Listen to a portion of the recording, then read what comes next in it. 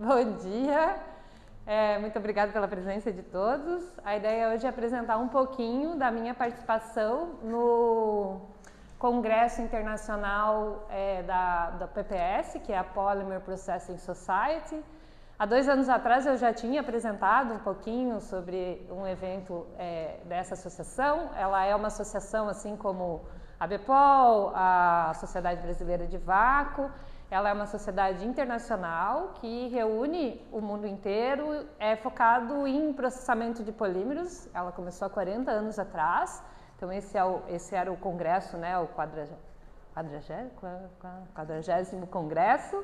Ele acontece todo ano e eles sempre revezam em relação aos continentes, então é sempre América, Europa e a região Ásia, Oceania, né?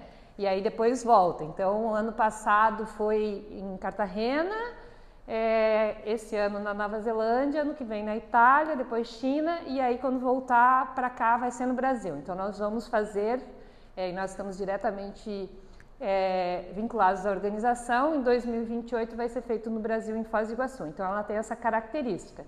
E além do Congresso Internacional, acontece um regional todo ano, que aí eles revezam os continentes. Então, esse ano é Canadá, ano que vem vai ser Vietnã. Então, é sempre no segundo semestre. Então, sempre tem 2 congressos e reúne a comunidade acadêmica e industrial da área de polímeros. Era muito focado em processamento, injeção, extrusão, principalmente. Hoje ainda tem essas áreas, mas a comunidade expandiu e eles expandiram juntos. Eu tive a oportunidade de participar da reunião da sociedade, que com os representantes internacionais, na segunda-feira. O congresso foi de 22 a 25, mas no dia 21 foi a reunião. E eu tive a oportunidade de representar a comunidade brasileira, porque os professores que são representantes é o professor Peçanha e o professor Canevarolo da UFSCar, e eles não foram presencialmente, e eu fui e participei da reunião como representante internacional, como representante do Brasil. E foi bem interessante saber que o problema deles é igual ao nosso, mesma coisa. Poucos associados, pouca participação da indústria, a indústria era muito vinculada, hoje não tanto. Então, os mesmos problemas, as mesmas discussões que eu tenho lá na BPOL, que eu faço parte da diretoria da BPOL, eles têm lá no PPS no mundo inteiro. Então, foi bom saber que a gente, né, enfim, somos todos iguais, os problemas são os mesmos, tanto lá quanto para nós. E aí, então, esse congresso foi em Auckland, na Nova Zelândia, e eu comecei colocando aqui como é que eu cheguei lá, né? Porque eu fiz uma viagem pelo Pacífico, provei que a Terra não é plana, né? É um voo bem tranquilo, se a gente pensar a distância, apesar de estar tão longe, o fuso é 15 horas de diferença, então o fuso é bastante, eles estão sempre na nossa frente. A sensação é que a gente vivia mais rápido que vocês, porque quando eu falava, aqui já é sexta, aqui ainda é quinta, então dá a sensação que a gente está na frente. Então, saí de Curitiba, Chile, Santiago, Nova Zelândia, e esse voo vai até a Austrália, é o mesmo avião. Ele para em Auckland, sai todo mundo, depois retorna e vai até a Austrália. E aí depois faz o mesmo retorno. Então, dá umas 15 horas de voo no total. Então, é quase como ir para a Europa, o problema são as 15 horas de fuso. Então, foi um voo diferente, a gente está acostumado a viajar, né, pela Europa, enfim, e esse voo foi um voo pelo Pacífico. Eu não achei exatamente, mas é que ele vai realmente até a Austrália, é bem engraçado, eles pedem para todo mundo sair e depois eles retornam quem vai para a Austrália. Então aqui uma ideia um pouquinho de como foi, né, em termos de, teve 325 apresentações orais e posters, em torno de 360 pessoas. Normalmente isso reflete da localização. Se a gente vai por exemplo, eu fui na Suíça tinha mais de 600 pessoas, porque você está na Europa, né? Quando você sai do continente europeu, o número de participantes é menor. Mas se a gente analisar e pensar que o CBPOL, que é o Brasileiro de Polímeros, a gente tem no mínimo 800 pessoas, é um congresso pequeno. Tanto é que quando a gente fala que a gente faz um congresso de polímeros no Brasil, que é só a comunidade brasileira, porque ele é em português, e a gente reúne de 800 a 1.000 pessoas, eles ficam, como é que vocês conseguem, né? Então, é um número mais reduzido de participantes, né? Ele teve 6 plenárias, 42 keynotes, 210 apresentações orais, eles prezam muito pela apresentação oral, e teve 67 apresentações de pôster. Aqui foi uma foto, então eu não sou uma boa fotógrafa, mas dá para ver um pouquinho, não sei se ajuda, a distribuição. E aí teve 34 diferentes países participando no congresso. A comunidade maior foi a chinesa, né, que já era esperado, até porque a China vai fazer pela proximidade, pelo tamanho, e a segunda foi a alemã. A Alemanha participa em peso nesses congressos com muitos alunos. É bem legal porque eles vêm com muitos alunos de pós-graduação. A Alemanha tem essa característica, então é uma comunidade muito grande, né? E o Brasil, nós estávamos em 5 brasileiros, né? Dessa vez tínhamos poucos brasileiros. Então, o mundo inteiro está lá representado de alguma forma, né? De diferentes lugares, mesmo nessa distância. E até foi perguntado lá, quantos de vocês é a primeira vez que vem para a Nova Zelândia? E a maioria levantou dizendo que tinha sido a primeira vez. Então, esses congressos acabam sendo uma oportunidade também de conhecer países que de repente não estão na lista ou não são tão fáceis de a gente ir. Então, as plenárias, eu botei todas as plenárias que teve aqui, mas o interessante do PPS é que ele mescla plenárias tanto da academia quanto da indústria. Então, teve 2 da indústria, essa primeira aqui, e essa daqui, que era de uma empresa que faz, essa aqui que faz,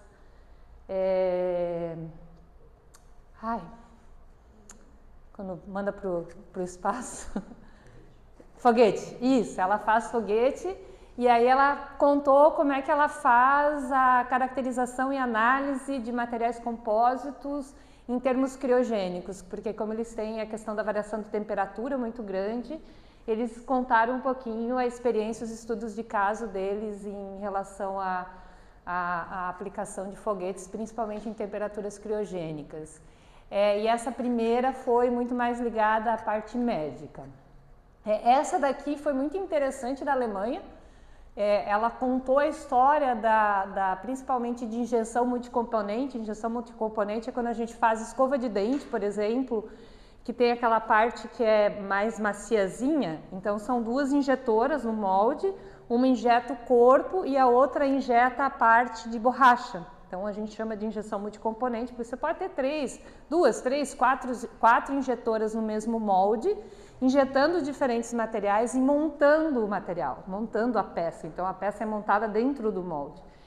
E foi muito interessante ver a tradição da Alemanha, principalmente com a relação com a indústria, porque a Alemanha tem uma empresa muito forte de injetora, que é a Arbor, e ela contou toda a história do instituto dela, que é o Instituto de Polímero de Dresden, que é um instituto muito forte, a relação com a Arbor durante o desenvolvimento dos moldes, injetora, materiais, adesão do material. Então foi bem interessante para ver o olhar diferente, né? A gente aqui faz um projeto, um ano acaba, é diferente do que você ter uma história de desenvolvimento, e ela foi mostrando as tecnologias, foi muito interessante. E esses 3 últimos aqui foram relacionados a prêmios, né? Então, esses 2 foram prêmios jovens, então o PPS tem por tradição premiar jovens pesquisadores e os pesquisadores mais sêniores, e aí eles sempre prestam uma palestra. E, obviamente, a área de reciclagem, sustentabilidade, economia circular é a área que mais bomba também, porque é uma preocupação da área de polímeros, né? A nossa responsabilidade em buscar soluções para a questão dos resíduos da área de polímeros. E aí teve bastante trabalho sobre isso também. Daí teve diferentes áreas, né? O General Simpósios, que eles chamam, as sessões, né? Então vocês podem ver que tem várias sessões. Essa vez não teve uma sessão específica de plasma, de mudança de superfície, de interface. Na Suíça teve um simpósio específico para isso, mas tinha alguns trabalhos já vinculados à área de plasma, que eu até mandei uma foto no grupo, que era um jato de plasma conectado numa extrusora, e o principal objetivo deles era a reciclagem. Então, quando a gente recicla, normalmente é uma mistura de materiais, E essa mistura de materiais não é compatível, ela não interage. Então você tem problema de falha, 2 materiais que não se misturam, a água e óleo.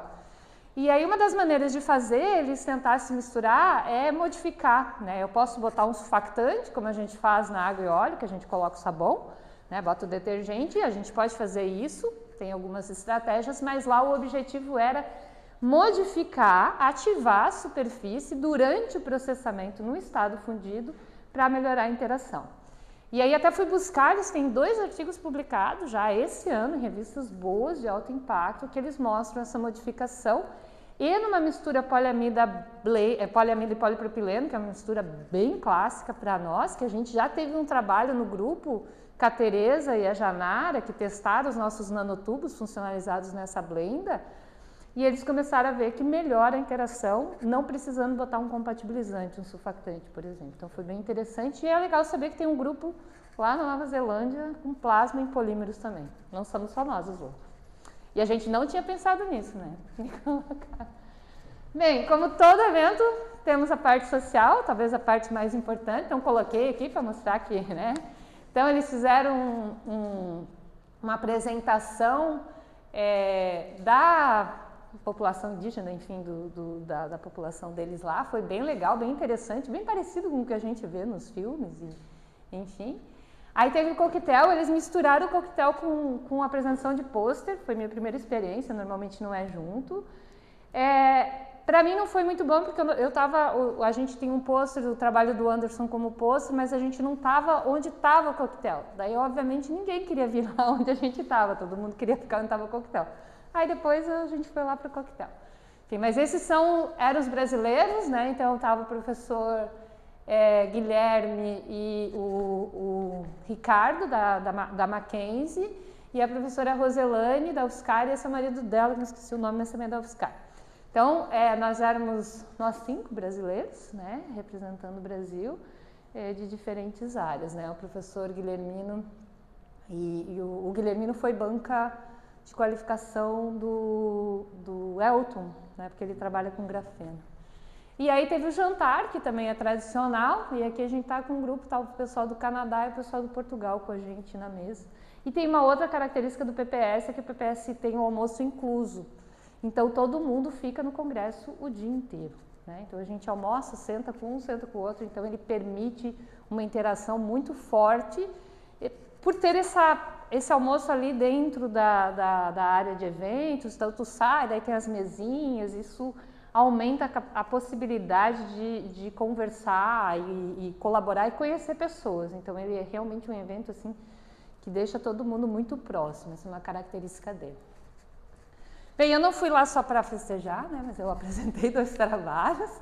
Eu apresentei 2 trabalhos, um oral, que é um trabalho que a gente faz em conjunto com o pessoal de Laguna, que aí é bem polímeros, mas a Daniela, que de vez em quando está com a gente lá no Plasma, está dentro desse projeto, que é usar a biomassa de alga, né, para aplicação na área de materiais, como polímeros. E o pôster foi o trabalho do Anderson junto com o Júlio, né? Eu vou apresentar muito rapidamente os resultados, só para vocês saberem mais ou menos o que eu falei, não vou apresentar a apresentação de lá, né?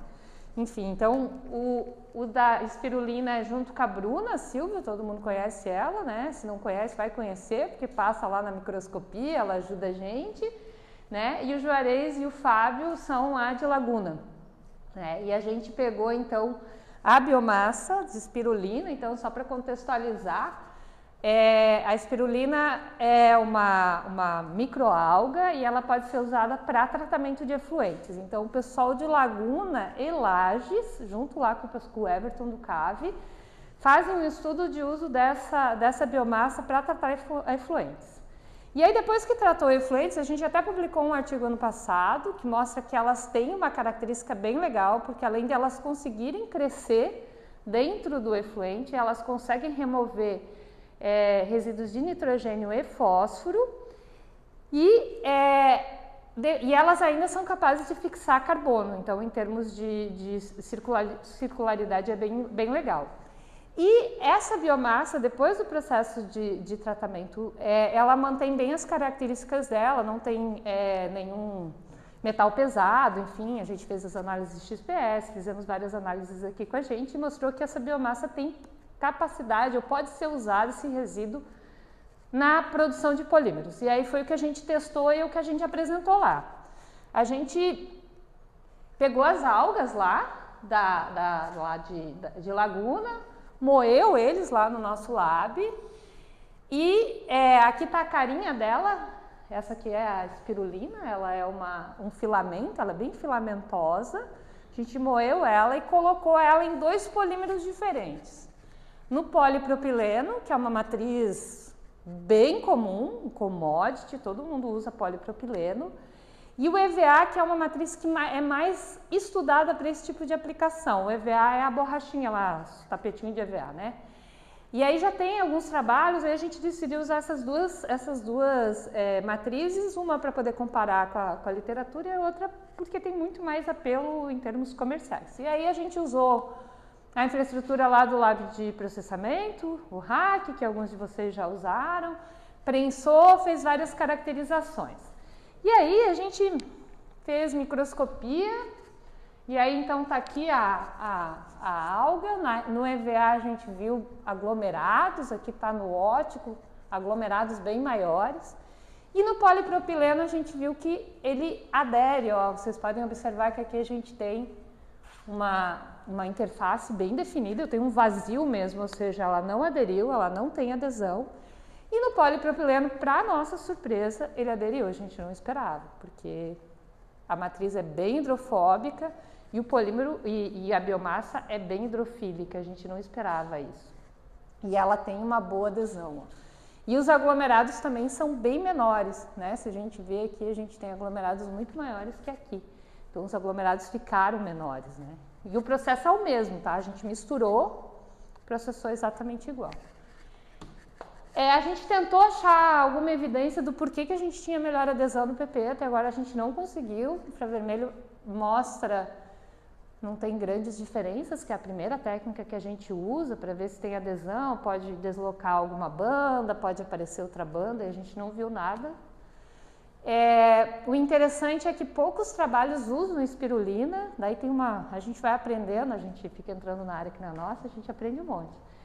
Tem vários outros tipos, a mais usada na literatura é a clorela, paraclorela, que eles chamam, e ela tem uma composição química diferente, ela tem muito mais lipídios, enquanto que a espirulina tem muito mais proteína. Então agora a gente vai começar a estudar um pouquinho, vai entrar um pouquinho na área da química para entender como é que essa diferença química da alga influencia nessa adesão, nessa mistura, nesse comportamento. Tá? Bem, aí a gente fez propriedades térmicas, a gente viu que no polipropileno não interfere, no EVA interfere bastante, reduziu cristalinidade, temperatura de cristalização, que tem muito a ver com o fato de ela estar aglomerada, de ela não ter boa adesão, isso realmente já é comprovado na literatura que se influencia a cristalinidade. A gente fez TGA, então muitos de vocês também já fizeram análise termogravimétrica para ver como é que é a perda de massa, a estabilidade térmica. A gente vê que ela influencia um pouquinho, ela reduz a estabilidade térmica do PP, porque ela começa a degradar antes que o PP, e aí isso deve acelerar um pouquinho a degradação, muda um pouquinho o comportamento do EVA, né, o seu comportamento de perda de massa. Mas o mais interessante foi nas propriedades mecânicas. Aí a gente fez flexão e aí a gente observou que no EVA quase, apesar de não ter adesão, de ter aglomerados grandes, quase não fez diferença. Ok, então beleza, a gente pode usar como aditivo. 20%, coloco lá, não altera o comportamento significativamente do EVA e tem um ganho ecológico, né? Porque eu pego uma biomassa de custo, uma questão biológica, né, uma questão ecológica, porque eu pego um material que fixou carbono, eu jogo no material que também tem uma alta vida de prateleira, ou seja, eu fixo o carbono por muito tempo, então em termos de sustentabilidade, economia circular, isso é bem legal, sem alterar as propriedades. No polipropileno não, no polipropileno ele reduziu tanto o módulo quanto a tensão. E aí, a gente tem estudado outros, porque o pessoal lá de Laguna adora a alga, né? O objetivo deles, eles estudam produção, né? Eles são junto lá com o pessoal de Palhoça, Laguna, para criar as fazendas de algas marinhas. E a gente testou uma outra, a Nanochloropsis oculatra, e a gente viu o mesmo comportamento, principalmente quando a gente colocava compatibilizante, que também caía as propriedades mecânicas. E a gente pensou, bem, pode ser que a gente está ductibilizando, estou tirando um pouco da rigidez, por isso que está caindo o módulo, mas talvez eu estou aumentando a tenacidade desse material. A gente está olhando pelo olhar errado, em vez de dizer que as propriedades caem, pode ser que a gente está mudando o comportamento desse material, certo? Então, pode não ser ruim, então eu digo, caiu, ficou... Não, mas quem sabe eu mudei o comportamento do material. E aí a gente fez o teste de tenacidade, porque se cai módulo, cai resistência e aumenta a deformação, pode ser que eu aumente a tenacidade, capacidade de absorção de impacto, que é muito importante para polímeros. E aí a gente fez o ensaio de tenacidade, e aí no ensaio de tenacidade a gente, que é o ensaio normalizado, o PP ele fratura, eu consigo calcular a KIC, e quando eu boto a biomassa ele não quebra nas mesmas condições. Ou seja, eu aumentei a capacidade de absorção de impacto, eu aumentei a capacidade dele, né? Ele precisa de muito mais energia para fraturar, para propagar a trinca, né? Porque a gente faz uma trinca e aí eu estou medindo a energia necessária para propagar essa trinca. Então, se ele não quebra, significa que naquelas condições eu não dei energia suficiente para quebrar a trinca, para propagar a trinca. E aí o PP, ele mudou o comportamento. O EVA não quebrou de jeito nenhum, porque o EVA já é borracha, então a gente nem esperava, né? A gente precisa de um ensaio um pouco melhor para conseguir mensurar isso, mas o PP a gente observou essa mudança de comportamento. Então significa que essa alga, pelo menos nessas condições, está mudando o comportamento do polipropileno, de uma matriz mais, apesar de ela não ser muito rígida, mas eu aumento ainda mais a capacidade de absorção de impacto dela, né, de capacidade, a tenacidade e a fratura, que tem diversas aplicações. Então, além de aditivo, eu posso achar uma nova aplicação para polipropileno usando esse resíduo, né? Lembrando que a gente vai usar, a ideia é usar o resíduo da alga pós-tratamento de efluentes, né? Então, usar a alga lá na sua função e depois usar esse material. Então, agora tem vários trabalhos aparecendo aí, né? Eu não vou ler aqui os remarques que eu já falei para vocês. E aí o outro trabalho foi o do Anderson, que todo mundo conhece lá do Lab, né? Que está adaptando um jato plasma remoto na impressora 3D, né? Para alterar as propriedades do PLA. Então todo mundo, se não viu, né? Tem que passar lá para ver a nossa engenhoca, que trabalha junto com o professor Júlio. Então, o professor Júlio é o responsável, é o que sabe o que acontece aqui no plasma, né? Ou pelo menos é o que está tentando entender o que está acontecendo lá no plasma. E a minha parte é entender o que está acontecendo no material. Então, a gente adaptou a impressora. Quem acompanhou um pouquinho vai lembrar que não foi nada fácil, né? A gente tinha problema de fechar. Primeiro, a máquina andava sozinha, né, Júlio? Ligava o plasma e a mesa, Aí depois, resolvemos essa parte. Ligava o plasma, ele fechava curto com o bico, porque o bico é metálico. Aí tentamos bico cerâmica, bico revestido de polímero, nem lembro todos os bicos que a gente testou e continuava com o problema. Depois a gente achou uma solução relativamente simples, que foi botar uma barreira. A gente botou uma barreira física entre o plasma e o bico, né? Uma barreira de ABS. Tivemos que mudar a mesa para poder aterrar a mesa, para conseguir imprimir, né? E a mesa não ser um Transformers e daqui a pouco sair caminhando a nossa impressora. E aí a gente conseguiu, né? Então, imprimir a peça, então imprime uma camada, enquanto está imprimindo, passa o plasma. Vai imprimindo a segunda, vai passando o plasma. Porque os artigos que nós temos, a maioria faz layer by layer, imprime, passa o plasma, aí depois imprime a segunda, daí passa. E a gente está fazendo simultaneamente, então enquanto imprime, vai passando o plasma. E os primeiros resultados foram bem encorajadores, né? Porque a gente estudou a influência da frequência e viu uma redução do ângulo de contato, né? Por que a gente quer isso, né? Desculpa, eu não... Bem, existe o primeiro problema dos materiais impressos é a adesão entre as camadas. Então, a própria funcionalização, que nem a ideia lá do pessoal de botar o jato plasma na extrusora, para nós isso pode melhorar a adesão, porque eu ativo a superfície, crio grupos e eu posso aumentar a adesão. A outra é modificar o scaffold, quando a gente pensa em scaffold. Quantas estratégias a gente está estudando lá? Vou modificar a partícula e inserir no polímero. O Luiz apresentou semana passada a deposição da partícula. Né? O Marcos lá vai estudar a deposição por magnetron sputtering. Então, a gente precisa modificar o PLA para aplicação médica, biomédica, porque o PLA, apesar de ser bioabsorvível, biocompatível, ele não é bioativo. Ele não faz a função de ativar ou induzir o crescimento celular. E aí eu preciso colocar coisas bioativas, e também ele não é muito bom para adesão celular. Então o plasma, nesse caso, pode melhorar muito a adesão celular, redução do ângulo de contato, rugosidade, atividade, e aí com isso eu também aumentar e melhorar a adesão celular, né? E também, por exemplo, pegando o trabalho do Davi, e que a Bruna também está fazendo, que é adicionar a partícula e fazer o compósito, quando eu estiver imprimindo, e a Jéssica também, eu posso dar uma pequena degradada na superfície para acelerar a ativação da partícula. Então tem várias possibilidades, a gente vislumbra várias aplicações e algumas que a gente não deve nem estar enxergando ainda. Então a gente baixou o ângulo de contato, a gente não viu muita modificação. Esse aqui é um estudo bem preliminar, a gente já tem resultados novos, né, que não foram para esse artigo. A gente viu uma pequena modificação de cor no nosso material. A princípio não tem muita mudança na estabilidade térmica e nem nas propriedades mecânicas, né? Essa mudança de cor deve ser por uma formação, tem formação de C-dupla-O, né?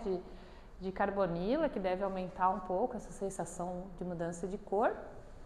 E agora então, fora desse trabalho já foi feito o XPS, agora a gente está estudando velocidade, enfim, várias outras variáveis, né? Aqui foi para mostrar bem o preliminar, que a gente conseguiu montar, que a gente conseguiu fazer funcionar e que os resultados mostram aí tem um potencial de aplicação.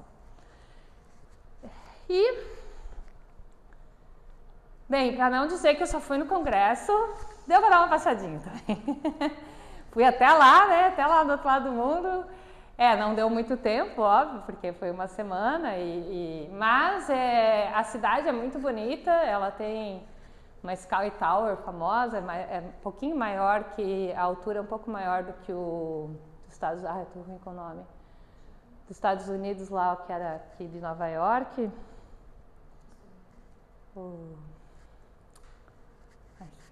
De Nova York.